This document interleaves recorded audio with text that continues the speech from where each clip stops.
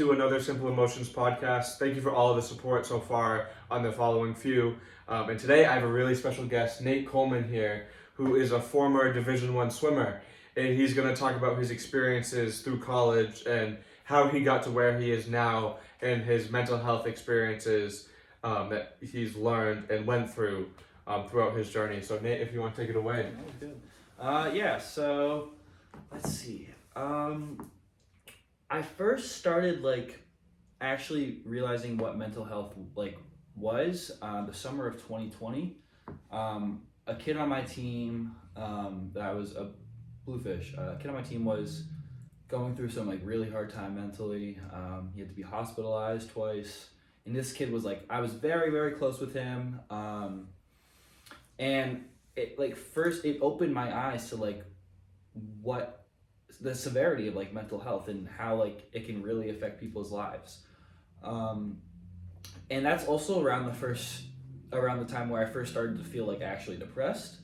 And I started seeing my therapist for that. I had a traumatic event happen to me in June of 2020, so actually it was here in this room,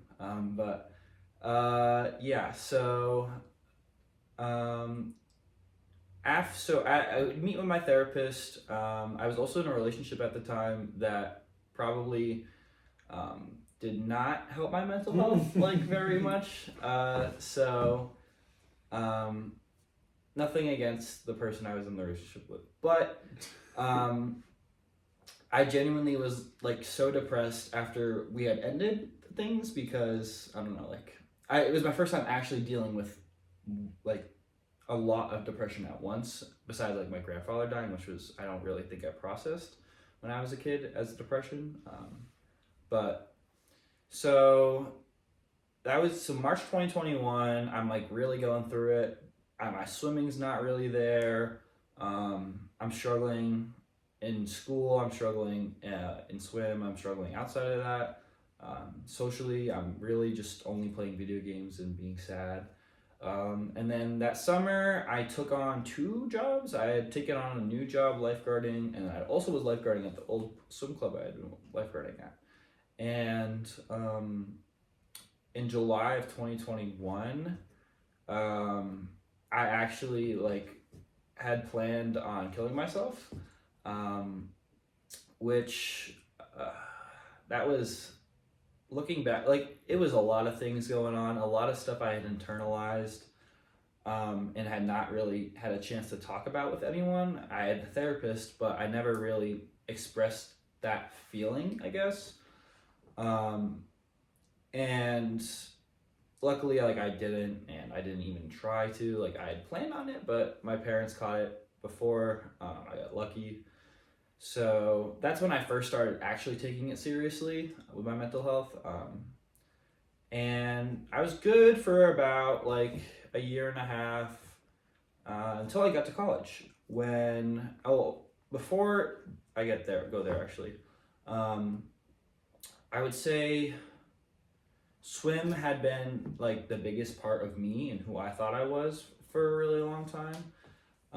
Because not to toot my own horn, but I'm pretty good at swimming, or I was pretty good at swimming. I was 3-time state champ my senior year. I was All-American. It was pretty good.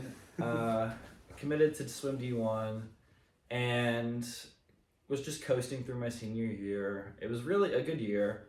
And then I got to college. I don't think I had prepared myself for college, to be honest, because I wasn't ready, at all. I was ready for the swimming part of it because that's all I had been doing for the past 4 years. But when it came to balancing swimming and school, I really did have a hard time finding that balance. And then I would stress myself out by not going to class, not doing my work. And then once I didn't do one assignment, I would be like, oh shit, I can't go to class because I didn't do the assignment. Now I'm just not going to do the next assignment. It was a spiral of things. And my roommate situation was pretty horrible. Not horrible, but I guess more in the sense he never really talked to me. He was on the swim team. he would never talk to me. Like, he very clearly did not like me. And when I was going through a really hard time, after my midseason meet, which was November of my freshman year, um, I had posted a TikTok, and it was like a slideshow, and it had like something that was like, I don't even remember what it was. It was kind of, looking back, it was probably kind of funny, but at the same time, it was also like concerning for some people because yeah, I remember seeing you posted some like really weird things. yeah, I would post some wild shit on TikTok. It was like, it was like a picture of like Uncle Grandpa with like a gun in his mouth, and I captured it like me or something. Yeah, like it was very interesting. Yeah, no, it was something, and that was at the time where like shit posting on TikTok was a thing, and I was kind of like.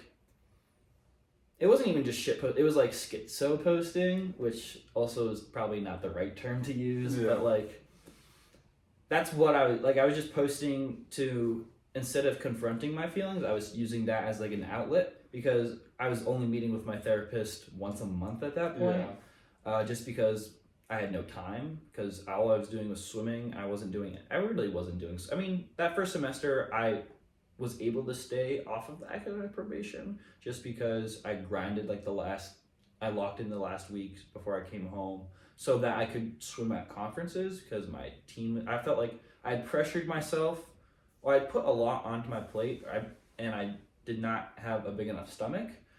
I really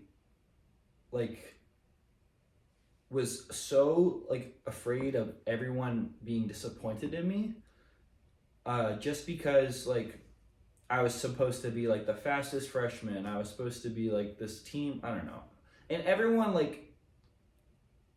loved me there, but I felt like they still I put the pressure on myself because I thought that they were putting the pressure on me, or they were pressuring me, but it was just really I was thinking that they were pressuring me, and it was just myself pressuring me.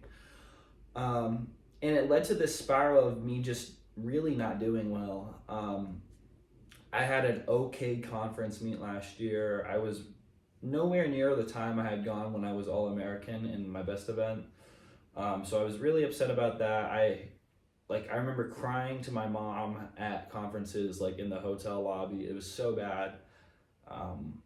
And then I had, after conferences, we have this thing called dry season, and dry season's over, and we have off season where you can do whatever, drinking and smoking. It's back to the normal, because from January 1st to our conference meet, we're not allowed to drink or anything like that. And then after that was over, I kind of the day afterwards, me and this one friend of mine split a 500 milligram edible, and she had to go to the hospital because she had epilepsy. Oh jeez. Yeah. And then I greened out, and I went nonverbal for I think 14 hours. I literally just slept for 14 after I'd seen it was the worst experience of my life, but I still went back after that and kept smoking. Got into a habit of smoking every night, and I did not even know where I was half the time. I was just going through the motions,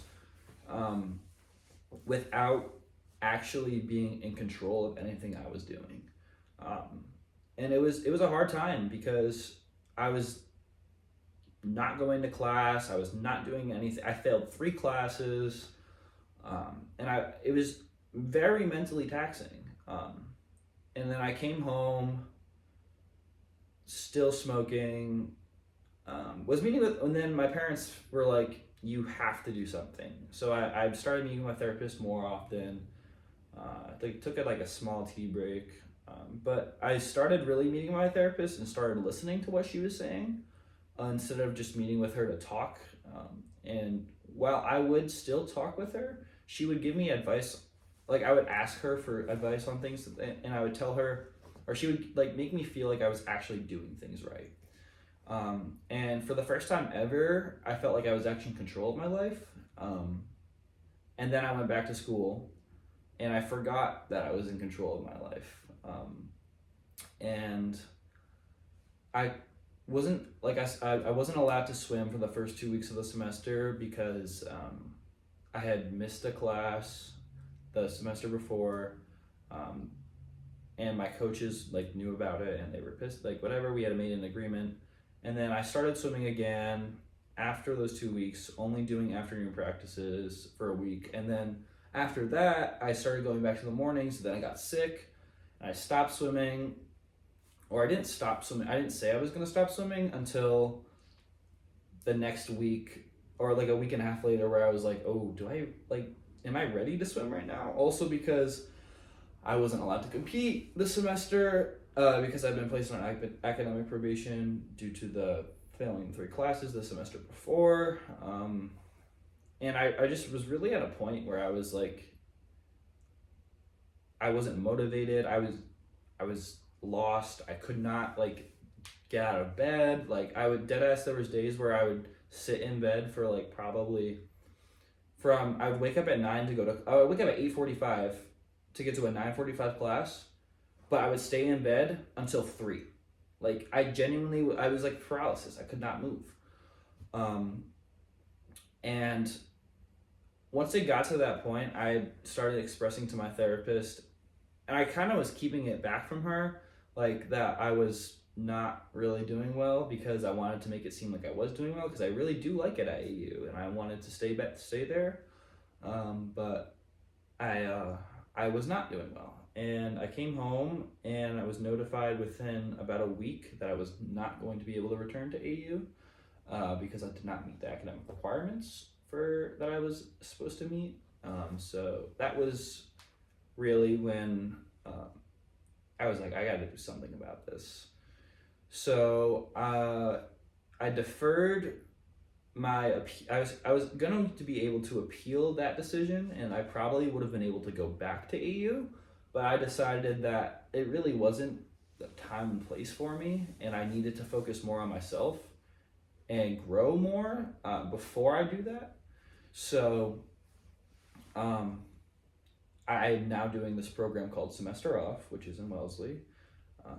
It focuses a lot on executive functioning skills, having a sense of self, a lot of psychoanalysis, CBT, adulting, and this program is like propelling me to this point where now I feel like I am in control of my body. I can control my mind. I can think logically. I can make rational decisions. I don't have to always be happy. I don't have to always be there's not one or the other. I can feel whatever I want to feel, and that's okay, because there was a point in my life where I was either always like I had to be one or the other. I could not. There was no in between. And finding that balance is something that I had been struggling with for a lot of things, including weed, and that probably was a bigger factor than I like to admit, just because both my parents and my therapist classify me as an addict when it comes to smoking weed, and I don't, because I'm in denial. But I've now been sober for about 2 months. That's been pretty hard to do, but it's really like eye-opening for me, because I had developed such a dependency on weed to do be social, to motivate myself, and it was not healthy at all, especially for someone like me who struggles a lot with ADHD and then depression, anxiety. Like, it's just something that I had not been I did not realize was affecting me this much until now that I've been sober. So yeah, that's where I'm at now. I'm feeling pretty confident in myself. I plan to go back to school. I plan to go to New England Tech and study esports management because I love video games and I have such a big passion for video games. So yeah. What were you studying before? I was studying film and media design. I thought I really wanted to do that, and I did, because in high school I had all 4 years we got to choose an elective, and every single year I would choose a like a film and media like elective. And it was like we did Photoshop, SketchUp. You know SketchUp? No. No. We did Adobe Flash, After Effects, and then my senior year I took a year-long course. It was like a capstone kind of, and I got to recreate a fight scene from my favorite show, Naruto. And that was really cool, and I was like, damn, I really want to do this. I did have passion for it until I got to school, and I was like, I have to take all these other classes before I actually get to do this, like really? And I guess it's not really what I was passionate about, because if I had been more passionate about it, I think I would have been able to apply myself and really lock in and put in the work. But same goes for swimming. I mean, I was like a D1 swimmer. Like that's who I was. I was like, when people would ask me like what do you do? Like I was like, oh yeah, I swim. And now that I'm like, once in November, when I had realized that I probably didn't want to swim anymore, I took a lot of self-reflection while I still probably wasn't in the right mind space, but I still was addressing that part of the mental health stuff I was going through, and the fact that it was like my identity was changing so much just because swim is no longer part of that, and do I want to keep it a part of that? And that's been something, I guess, that I think I've fully accepted, that I'm no longer that. I can be so much more than just a swimmer. Yeah. And it's really hard for athletes, and like obviously I was never on like a D1 level, Right. but like in my small town, going to a prep school to play hockey, they're like, oh, you're good. Yeah. But and when I went through all my injuries, the best advice that my dad told me when I was struggling through that is that sports are what you do, they're not who you are. Yeah. Because like it's incredible, and like I felt it at a good high school student. I could only imagine what you even said that you felt it as a Division I swimmer, and like it becomes like an identity crisis when it's taken away, and it's admiring that like you were able to recognize that. Like I didn't really recognize it for like 3 years until after like I was in my junior year, just kind of going through the motions because I wasn't as good. I got hurt twice, whatever. I was like, I'm not having as much fun. But I still wasn't realizing that my identity with it. And it's really impressive that you were able to, especially with all the other stuff. And I think one of the really eye-opening things about your whole story, and like there's a lot of incredible moments that you talked about, was how you were doing, and correct me if I'm wrong, I believe I followed this correctly, how you were doing at home before you went to school. No, you're right. Because on the baseline, if you left out your high school struggles and like when you were planning on killing yourself, it would just seem like, oh, you're a superstar swimmer in high school, you're great, you go to college, and then it all goes downhill. That's when all your mental health starts. But no, it was even before that. It's not like that's the traditional story you hear because it's the easy story. Yeah. And there's no shame in sharing the easy story, but saying that you had like, I view that as your low, like the lowest low. Obviously, that's my opinion. No, I agree with you. Because like, yeah, everything like failing classes, not having motivation, all that stuff is horrible. But there's nothing worse than giving up on yourself. And that it's incredible to me that you were able to overcome that, go through so much more, and not like you may have, but either not go back down that far, or with all that added pressure, if you did go down that far, get out of that, because that is impressive. So to touch on that a little more, like I definitely like, there was a point in my freshman year at college where all I could think about was dying, but I never actually was like, I'm gonna actually kill myself. Like, and there's a big difference. There is. Because like when I know some of my friends, well, I think only one, unfortunately did attempt, and he wasn't successful. God forbid. I love him, and he's doing so much better now. And when I was going through my suicidal thoughts, it was always thoughts. Yeah, it was never actually No. action. And there's a big difference. And like obviously they're both not good, Mm-hmm. but that in itself is progress. Yeah, exactly.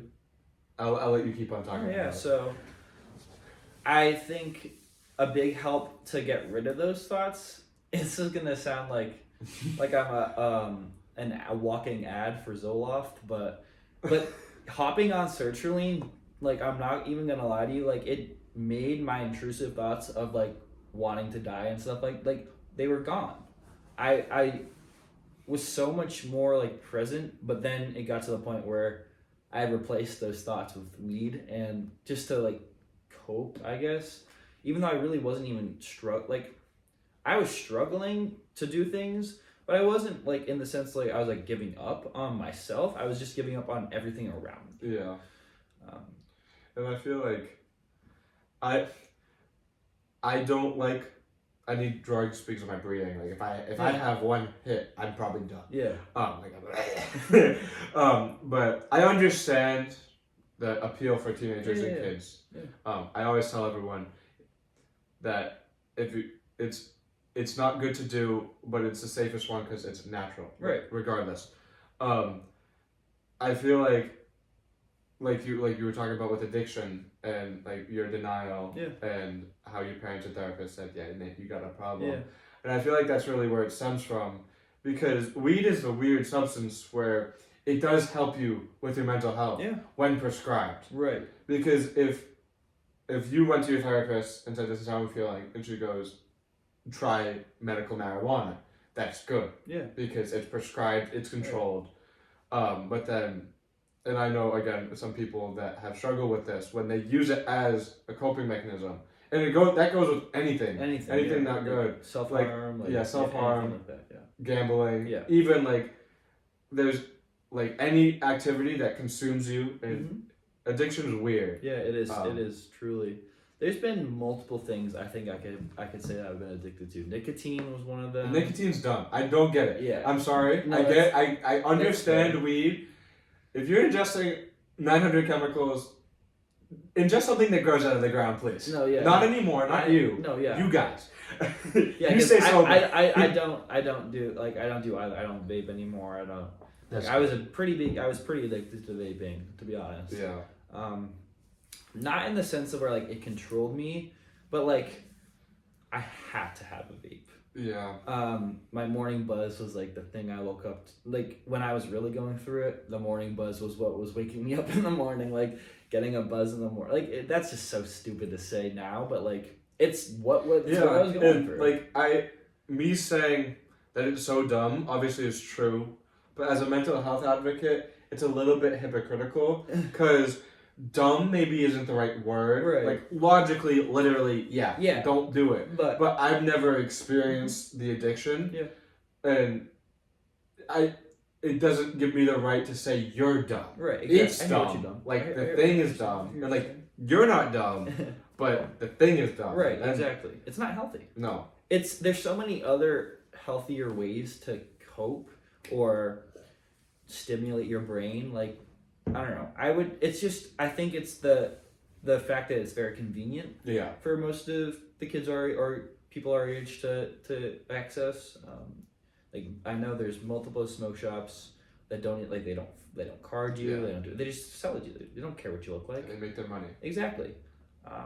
Which is fucked, but yeah. Let me see. There was something else I was thinking about.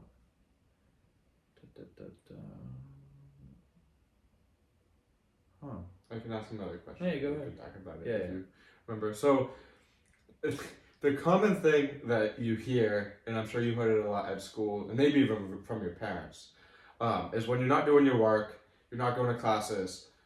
The common thing is just do it. Right. Like just go. Like once you start like a nicer way to say it is once you start going, you get in the groove. But obviously, when you're struggling, you can't just do it. This is kind of a 2-in-1 question. Did you ever get told that by anyone, like parents, friends, teachers, coaches? And if you did, what was your response to them and to yourself? Yeah, so my mom, like not to like call her out, but like she definitely was that person saying like just go, like even my dad, like they were both just like just go, like it's not that hard, just go to class, like that's all you have to do. And it's just like, how do you expect me to go to class when I can't even get out of bed? Like I know that like you're then they say like, oh, just get out of bed then. It's And like, it's oh, not as simple really? as that. It's not as simple as that. When your mind is not allowing you to do so, and I know it's hard for some people to understand that just because they haven't experienced it themselves. But when you cannot physically bring yourself out of bed, you cannot do anything else. Yeah. Like it's just that much harder to do simple things like eat, to like sleep. I mean, sleeping obviously unless you're staying in bed, that's pretty easy to do. But like social, like everything, it's just everything else becomes like a burden to yourself. What do you think caused that like chain to the bed, like The avoidance of, once I missed the first class, I knew that if I missed another class, I mean, like, I missed the assignment, that I missed everything, so why would I even show my face? Like, I'm embarrassed. Like, as much as I would want to go to class, I didn't not want to go to class, but I just would avoid going to class because social anxiety, yeah. like then again, like feeling embarrassed in front of the teacher for not showing up to the prior class, like it just was a spiral and a snowball effect that ended up turning into an avalanche. Yeah. Like and that's what led to me just not being able to function like at all. Yeah. And the snowball effects are crazy. Mm-hmm. How big were the classes? So most classes, like on average, I'd say like there was like 20 to 25 kids. Oh, so it was smaller. But for some of them, like I had an econ lecture this past semester that had like 100 kids or 150 kids, and it was like a big lecture hall. But that was like the one-off class that I had. I say there was a few classes that I also had like maybe like 40 to 50 kids. Yeah. But mostly were like 20 to 25 because it was like stats, writing. We had this class called American University Experience or AUX. Stupid fucking class. But it was required, and those were like 15, 20 people. And for me, when I was a freshman, it's only required for freshmen. But I failed it my second semester. That was one of the 3 classes I failed. So I had to take it over the summer, and that actually I got literally 100 in the class, which was like, I was like, if I can do one class at a time, I know I can do it. Like, then why can't I do it when I go back? And that's also something that contributed to me having this sense of confidence going back to school, where I can do it. But as soon as I got back, I was like, it's too much, and I think like I really have no one to blame but myself in this sense, because there was ways for me to go to get to campus. There was like a bus, but I had to leave my house to get to the bus. It wasn't like, and everyone else in my house was getting up in the morning to go to practice most days or get up earlier than I was. So when I would wake up, no one else was home because I was living off campus in a house with like 4 other swimmers. And I didn't like, not to say like they were supposed to hold me accountable, but I had no one to hold me accountable. Yeah. Because no one was home when I would wake up. So I would be like, no one's really going to know if I leave the house or not. So I would stay at home, and then it got to, I would reflexively lie to my parents when they would say like, why didn't you leave? I have like 360. They'd be like, why didn't you leave the house today? I'd be like, oh, all my classes were on Zoom. I just didn't go to class. Like, and it would come to a point where I was doing all these things so reflexively, like it became second nature, where I would avoid all these like things that were happening. I would like suppress them. I would just try to focus on the good and not even think about the bad.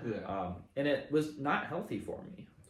And I wonder too, because I could just be spewing stuff, because obviously I'm an 18-year-old. I don't know anything about. I'm only 1 year older than you. Yeah, but if anyone here is watching that, it's like, no, that's wrong. But anyways, I wonder too if when you went back to school, even though you felt confident and you kind of knew you could do it, but that you couldn't, if it was just the atmosphere and the environment. Like, I know that you said you liked it there, but knowing that how much you struggled and your body, like, not even your body, your brain, got accustomed to the not doing anything and just crashing, saying like, Nate, don't get out of bed. Don't. Yeah, no, that's a fair point, to be honest. It probably was something like that because I was just used to it from the semester before. That being back down in DC, like that was your routine. Yeah, and I just fell back to it, and because I didn't have in place a new routine. Yeah, I had tried making a routine over the summer, or tried like making structure for when I go back, but it really wasn't much besides the once a week class and then the once a week therapy. Like, it was really only that. To say like I could have done more also, I think, is like not true, just because I don't think I was ready in general, like even at the beginning of college. So not being ready for that year and a half, and this was a conversation I had with like a tutor of mine at the end of my freshman year. We had I was required by the academic or the athletic department to have this person I would meet with twice a week to make sure that they make sure I would do my work. And I would really just sit on my phone, and I would put my laptop in front of me, and then I would put my phone like on my laptop, and I would just watch TV half the time. I would never do my work, and then I would fake some shit and say like, oh look, this is what I did, and I didn't actually do anything.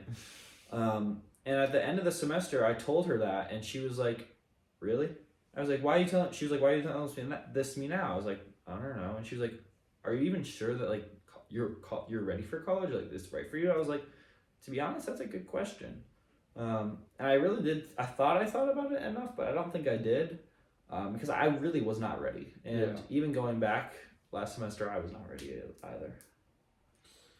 Transitioning to the after college, how were your experiences in the class? Can I call it a class? Yeah, it is class. The class you're taking in Wellesley, and getting kind of the motivation to go there, because if you want to talk about stigma, going to a class to help your mental health after failing, generally for most people is really hard, even though you should, and it's the right thing to do. So how was it getting there in your experiences so far? So I'd say once I realized that I was not able to go back to AU, something inside me clicked. Yeah. I was like, okay, that was my last chance at getting college right. I have to do something about it now. Or this is going to be my last chance. I have to put my all into this, or else I'm not going to actually do this. And an analogy I used with Dr. Goldberg when I first met him in an interview we had, he had asked me, what do you think it's going to be different this time around when you try this out? What do you think will be different about this experience for you than college? And I said, I made an analogy where I didn't fully buy into the swim team at AU and all the things that the coaches were saying. I thought it was bullshit, because I was kind of stuck up, my team was better, you guys don't know what you're talking about. And I think that's why I didn't succeed my freshman year, because I just thought it was pointless. I genuinely thought everything we did there was pointless. So I told Dr. Goldberg, I was like, I have to put my all into this, or else, and buy into it, or else it's not going to work, and I won't change. And so that's what I've been doing. That's what's been my motivation. I'm saying I have to do this, or else I won't change, and I won't be able to succeed as a person. I won't be able to grow. Something also that's helped with that is my job that I'm now working at, the Helix Esports in Foxborough. That's what I want to. That's what really clicked inside my brain. This is what I want to do is esports and video games, because that's what I've been most passionate about since Fortnite came out. I'd want to say, genuinely, that game made me I loved video games before that, but I never loved a video, and still probably I don't think I ever will love a video game like I have Fortnite. You guys can make fun of Fortnite, but you never played it when it first came out. Genuinely, Never. If you ask someone that makes fun of it now that played it back then, it was nuts. Prime. It was prime.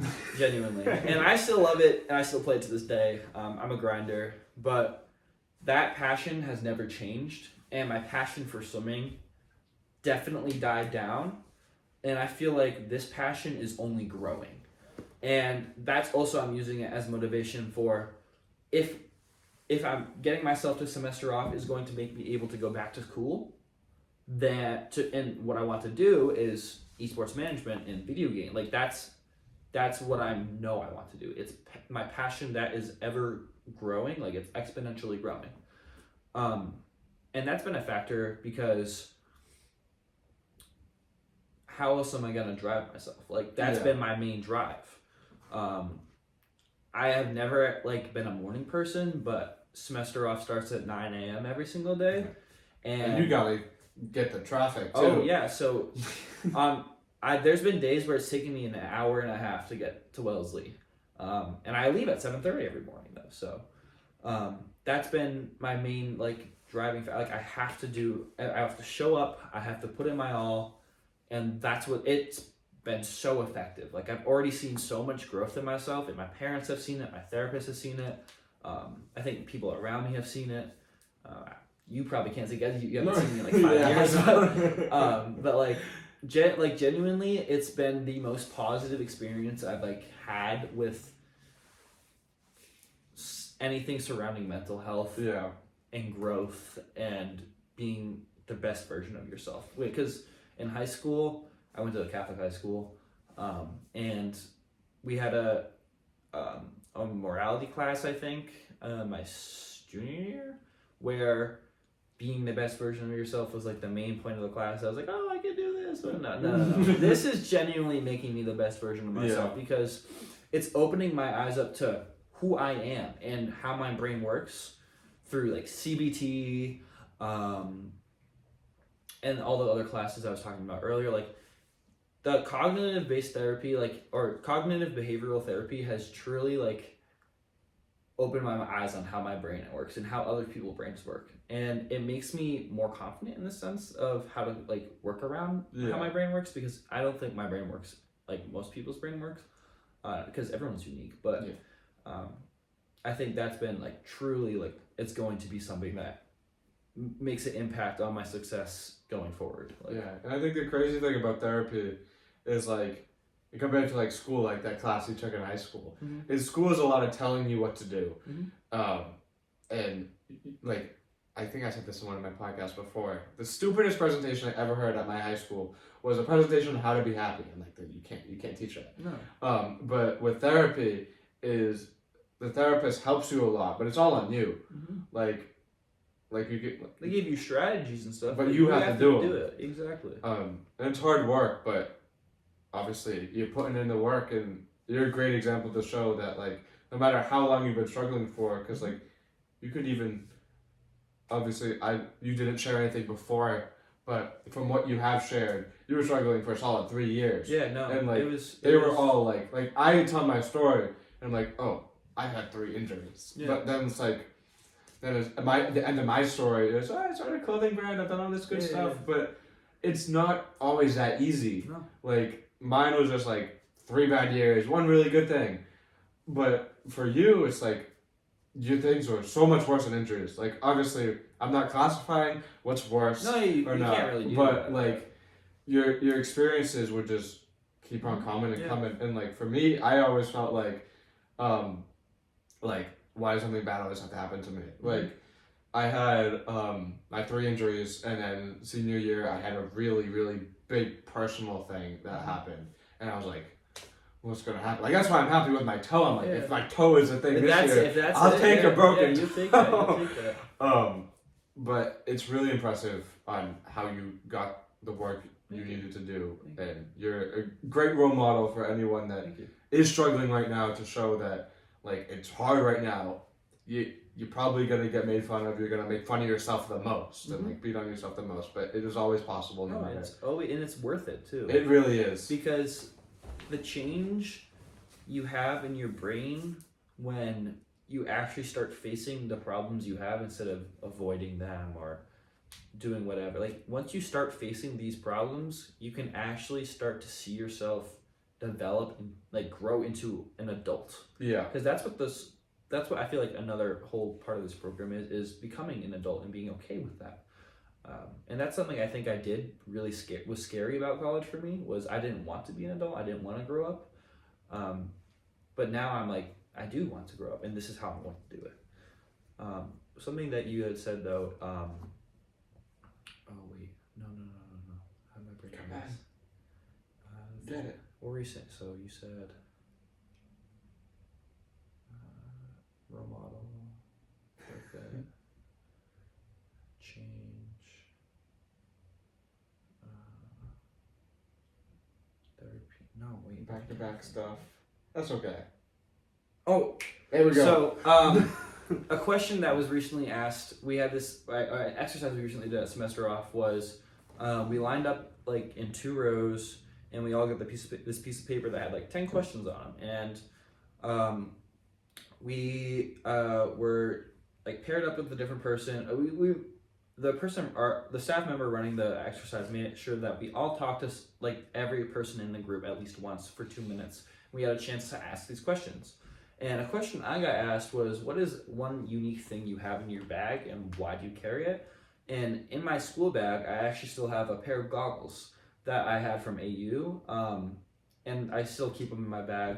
And I realized it recently. I was like, why do I still have these in my bag? And I asked myself this question before they asked the question. I was like, well, you know what? Like, it reminds me that I am capable of being incredible and being able to do amazing things. Because if I can do that in swimming, why can't I do it anywhere else? And for people that feel like they don't have that, like, anyone can do it though. Like, it's not just me. It's like literally anyone can do anything. I saw a really funny meme recently of Drake. He's like sitting like this. He's like, I just gotta put my mind to this shit and I can do it. And it's like real though. It's like God, that's the Drake reference you made.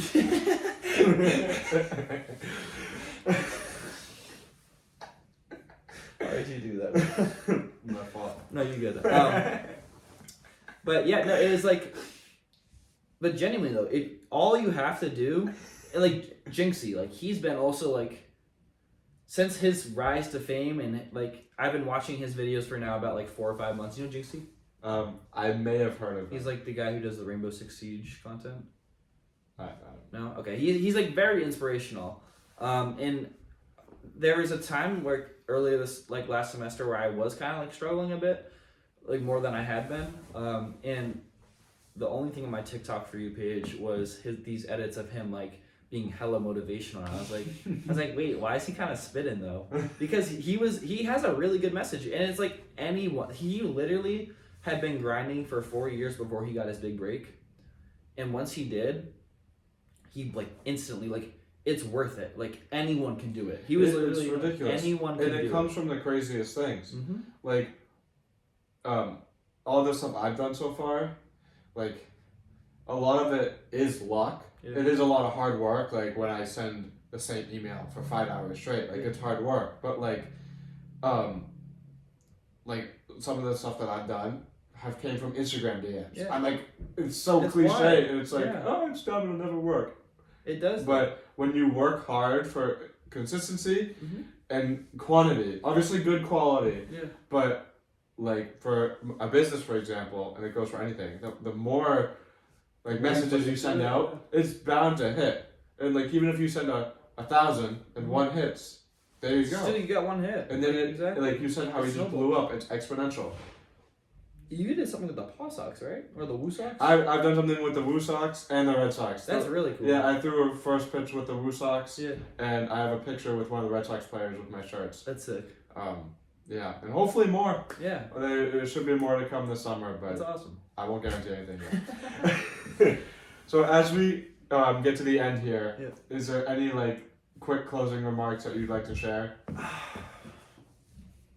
So, with the job I'm doing right now, there's this thing that I've recently been like eye-opened to, and that's the fact that video games can be a social thing. They don't just have to be over like the internet or whatever like that. They can be a social thing because we have this line of computers with like setups at every single one, and people come in, like little kids come in and they play with their best friends, and like it just makes me happy to see that people can start to see video games as a social thing and an avenue to like make friends in person as well as online, because online people, they don't get that social aspect of like seeing humans. Like I think that's something that's vital for humans. Like we are social creatures, we need that social interaction, and if we don't and we're deprived of it, we're gonna struggle. Yeah. And when I was really playing a lot of video games when I was really depressed in high school and stuff like that, it was never in person.